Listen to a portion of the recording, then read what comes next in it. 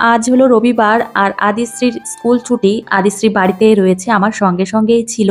তো এখন আপাতত অন্য রুমে রয়েছে আর আমি চলে এসেছি রান্নাঘরে। আজ সকালবেলায় আদিশ্রীর বাপি একটা বেল নিয়ে এসেছে, তো ভেবেছি এই বেলটা দিয়েই আদিশ্রীকে দুপুরবেলায় শরবত করে খাওয়াবো। বেলটা অনেকটাই বড়, আমার শ্বশুরমশাই অর্ধেকটা খেয়েছেন আর এদিকে আমি নিয়ে এসেছি অর্ধেকটা। কিন্তু এতটা পরিমাণে শক্ত বেলটা কি আর বলবো, ভেতরের শ্বাস ঠিকভাবে বের করাই যাচ্ছে না, এতটা পরিমাণে শক্ত, মনে হয় ঠিকঠাক ভাবে এখনো পাকেনি। যাই হোক, একদম সাধারণভাবে আমার মেয়েকে বেলের শরবত করে খাওয়াই। কিছুই না, বেলের শ্বাসের মধ্যে আমি জল দিয়ে ভালো করে মেখে নিই, তারপর এর মধ্যে যে ছিবড়াগুলো রয়েছে সেগুলো আলাদা করে নিই।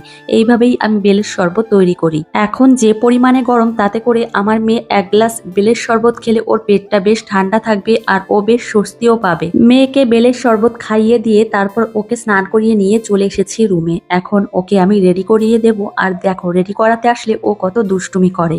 এখন যে পরিমাণে গরম, তাতে করে ওর বাপি প্রত্যেক দিনই আমার সঙ্গে প্রায় ঝামেলা করে আর বলে আদিশ্রীর চুলগুলো কেটে ছোট করে ফেলো, ওর প্রচন্ড কষ্ট হয়ে যায়। সেই জন্য ভেবেছি ও চুলটা কেটে দেব।